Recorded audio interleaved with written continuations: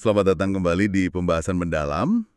Hari ini kita punya dua topik yang jujur saja cukup mengkhawatirkan ya. Betul, keduanya menimpa diplomat kita, diplomat Indonesia. Iya, satu kasus penembakan fatal di Peru, yang satu lagi penemuan jenazah. Ini kondisinya mencurigakan banget di Jakarta. Dua kasus yang beda banget tapi sama-sama bikin kita bertanya-tanya. Nah, kita akan coba urai fakta-fakta yang ada dari berita, dari rekaman video juga kan ada ya. Terus lihat respon resminya gimana. Dan coba gali lebih dalam lah pertanyaan-pertanyaan yang muncul dari dua kasus ini. Biar kita semua, termasuk Anda para pendengar, dapat gambaran lebih jernih. Intinya sih gitu. Karena kejadian ini, ya meskipun terpisah lokasinya, tapi nunjukin banget resiko kerja diplomat itu. Resiko di negara lain, bahkan di dalam negeri sendiri ternyata ya. Oke, kita mulai dari mana dulu nih? Kita mulai dari yang di Peru dulu ya. Kasus penembakan Zetro Leonardo Purba. Beliau ini staf KBRI kita di Lima. Iya, Zetro Purba. Kejadiannya terekam CCTV, dan itu cukup jelas ya gambarannya. Detailnya gimana tuh dari CCTV? Kejadiannya itu Senin, 1 September 2025, waktu Peru. Lokasinya persis di depan apartemen di kota Lince. Oke. Pak Zetro ini lagi sepedaan sama istrinya. Santai gitu. Tiba-tiba ada pria bersenjata nyegat. Langsung todong. Iya, langsung nembak. 3 kali tembakan ke arah Pak Zetro. Habis itu pelaku langsung kabur. Udah ada temennya nunggu di motor. Cepet banget. Astagfirullah. Tragis banget. Terus kondisi Pak Zetro gimana setelah itu? Sempat dilarikan ke klinik terdekat namanya Klinik Javier Prado. Tapi lukanya fatal, dinyatakan meninggal di sana. Dan istrinya? Istrinya selamat, nggak ada luka fisik. Tapi pasti trauma berat ya. Pasti. Pemerintah Indonesia pasti langsung bereaksi keras kan? Oh, jelas. Menlu kita Pak Sugiono langsung menyampaikan duka cita yang mendalam. Beliau juga tegas. Tegas gimana maksudnya? Minta ke Menlu Peru dan kepolisian Peru usut tuntas. Tangkap pelakunya, ungkap motifnya. Harus jelas ini. Ada jaminan dari Peru? Ada. Jubir Kemenlu kita, Pak Fatnabil Ahmad Mulakela, bilang kalau pemerintah Peru komit. Mereka janji bakal investigasi penuh. Detail informasinya. Nah, informasinya katanya akan dijaga kerahasiaannya. Hanya akan disampaikan ke KBRI 5. Jadi ya kita tunggu hasil investigasi polisi Peru, diharapkan cepat dan tuntas. Sementara nunggu investigasi, ada yang menarik dari pernyataan pejabat Peru sendiri ya? Iya. Soal motifnya. Betul, ini penting. Menteri Dalam Negeri Peru, Carlos Malaver, itu bilang, ini bukan kejahatan biasa. Oh ya, apa katanya? Dia sebut Pak Zetro itu ditembak oleh pembunuh bayaran. Sicario, istilahnya di sana. Pembunuh bayaran? Wah, ini serius berarti. Banget. Karena ini nunjukin ada perencanaan, ada target, dan ini dikuatkan fakta lain. Apa tuh? Nggak ada barang milik Pak Zetro yang diambil. Dompet, HP, sepeda, utuh semua. Jadi motif perampokan bisa dicoret lah. Berarti pertanyaannya jadi, siapa yang bayar dan kenapa Pak Zetro jadi target? Persis, itu yang jadi fokus sekarang. Apalagi ini terjadi pas situasi keamanan di Peru lagi agak rawan ya. Rawan gimana? Kemenlu Peru sendiri, lewat pejabatnya Elmer, bilang kejadian ini mengerikan. Terjadi di tengah naiknya kasus pemerasan, pembunuhan. Ada datanya? Ada. Tahun 2025, itu angka pembunuhan sama pemerasan di sana naik cukup tinggi dibanding tahun sebelumnya.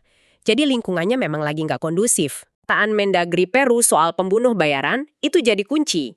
Harus didalami motif spesifiknya. Kalau dari ahli di Indonesia, ada pandangan lain. Ada analisis dari mantan Kabareskrim Pak Ito Sumardi. Beliau juga sepakat, ini bukan kriminalitas biasa. Dugaannya kuat ke pembunuhan berencana. Motifnya, menurut beliau, apa kira-kira? Pak Ito lempar beberapa kemungkinan ya, yang perlu didalami penyidik di Peru sana. Misalnya apa, ada unsur balas dendam. Balas dendam soal apa? Nah, itu belum jelas. Atau mungkin ada sesuatu yang ingin ditutupi, jadi korban dibungkam. Atau apa korban ini terlibat sesuatu, sengaja atau tidak, yang bikin pihak lain ingin dia hilang. Ya? Dihilangkan. Ini spekulasi yang perlu dibuktikan ya. Betul, tapi ini jadi arah penting buat investigasi. Jangan sampai berhenti di sekedar korban salah sasaran. Dan Pak Zetro ini kan belum lama ya tugas di Lima? Iya, baru sekitar 5 bulan. Sebagai penata Kanselia, itu biasanya ngurusin administrasi operasional kedutaan. Apakah masa tugas singkat itu relevan? Bisa jadi relevan, bisa jadi tidak. Mungkin saja ada sesuatu yang terjadi dalam 5 bulan itu. Tapi ini juga ngingetin kita lagi soal resiko tugas diplomat. Maksudnya? Ya, tingkat keamanan negara penugasan kan beda-beda. Ada yang aman, ada yang rawan perang kayak Afghanistan, Yaman. Ada juga yang rawan karena kejahatan tinggi, kayak beberapa negara Amerika Latin, termasuk Peru ini. Jadi, penembakan diplomat di negara kayak Peru ini, sinyalnya kuat ada sesuatu yang serius. Kemungkinannya besar begitu. Harus digali lebih dalam, nggak bisa dianggap remeh. Oke, sambil nunggu hasil investigasi di Peru, jenazahnya sendiri sudah di Indonesia kan? Sudah tiba Selasa malam kemarin tanggal 10 September di Soekarno-Hatta. Disambut siapa saja? Disambut langsung Menlu Sugiono dan keluarga almarhum. Suasananya haru banget pastinya. Terus prosesi selanjutnya? Jenazah dibawa ke rumah duka di RSPAD Gatot Subroto. Nanti akan ada penghormatan terakhir di kantor Kemenlu sebelum dimakamkan hari Kamis di TPU Sarimulia, Tangerang Selatan. Menlu ada sampaikan pesan lagi. Beliau kembali sampaikan duka cita mendalam dari pemerintah dan harapan agar keluarga diberikan kekuatan. Fokusnya sekarang ya dukung keluarga dan dorong terus pengungkapan kasusnya di Peru. Semoga lancar semua ya, sedih banget dengernya. Ironisnya nih, hampir barengan sama berita dari Peru, itu muncul kasus lain lagi. Iya, ini juga bikin kaget. Staf Kemenlu juga.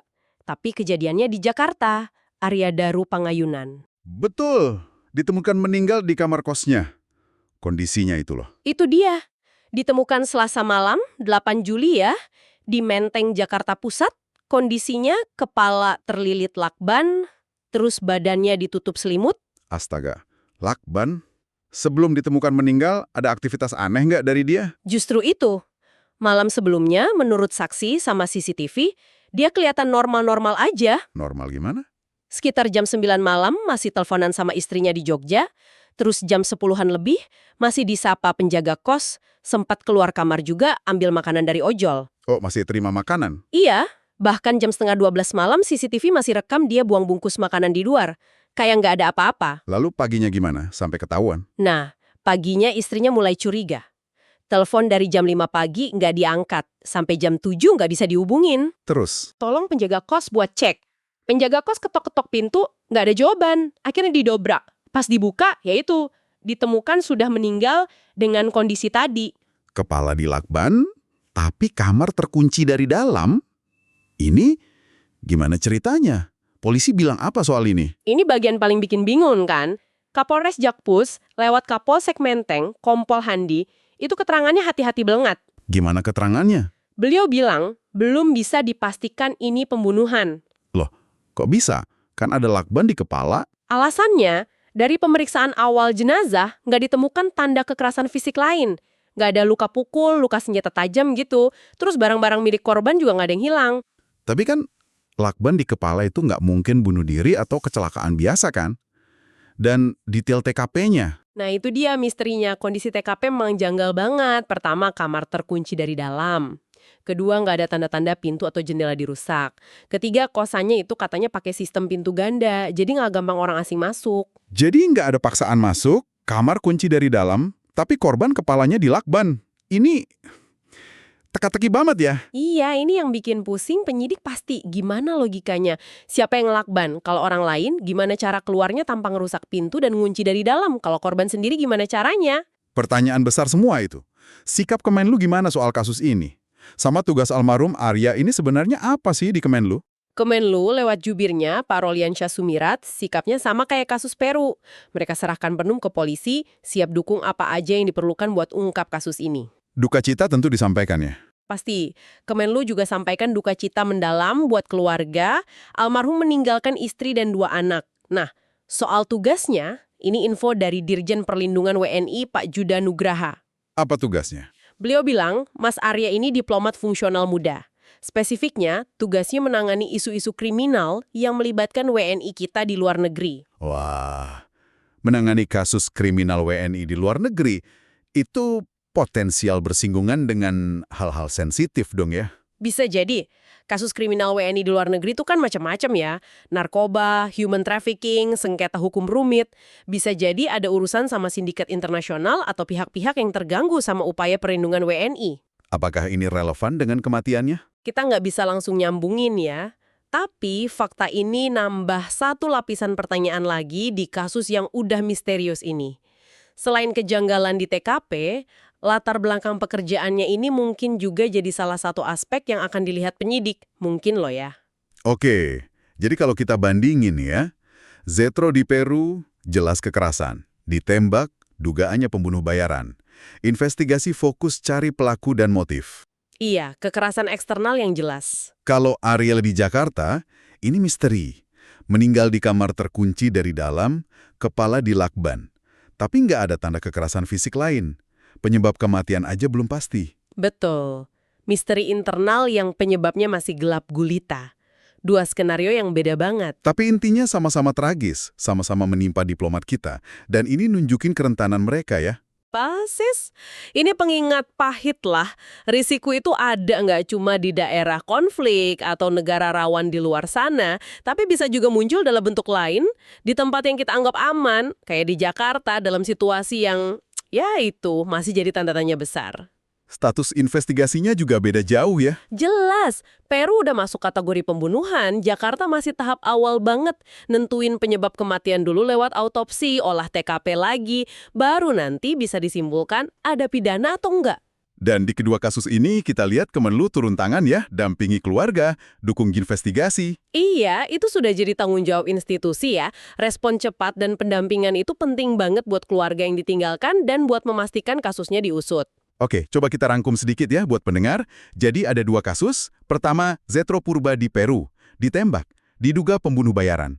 Investigasi jalan, jenazah sudah pulang. Kedua, Arya Pangayunan di Jakarta. Meninggal misterius di kosan. Kepala dilakban, kamar kunci dari dalam. Penyebab belum jelas, polisi masih selidiki. Tugasnya terkait kasus kriminal WNI di luar negeri. Dua kejadian ini, dengan caranya masing-masing, ngingetin kita soal resiko profesi diplomatik, pengabdian yang kadang taruhannya nyawa. Ya, kita baru aja bahas dua kasus memprihatinkan ini berdasarkan info yang ada sampai sekarang. Harapannya tentu kasus ini bisa terang benderang ya. Iya, semoga ada kejelasan dan keadilan nantinya. Nah, sebagai penutup mungkin ya, ada satu hal yang bisa kita renungkan bareng-bareng nih. Apa tuh? Dari kasus Zetro yang kekerasan terbuka di luar negeri, dan kasus Arya yang misterius di dalam negeri, ini kan muncul pertanyaan lebih luas ya. Kira-kira, langkah apa lagi sih yang bisa atau perlu diambil buat lebih menjamin keselamatan diplomat kita? Baik yang tugas di luar negeri, apalagi di daerah rawan. Maupun yang di dalam negeri. Terutama kalau mereka ini pegang isu-isu yang sensitif atau berisiko tinggi kayak almarhum Arya mungkin. Gimana cara ngelindungin mereka lebih baik lagi? Pertanyaan penting itu. Nggak gampang jawabnya. Nggak gampang, tapi penting buat terus dipikirkan. Demi mereka yang ada di garda depan diplomasi kita. Betul sekali. Sebuah refleksi penting buat kita semua. Terima kasih banyak sudah menyimak pembahasan mendalam kali ini. Sampai jumpa di lain kesempatan.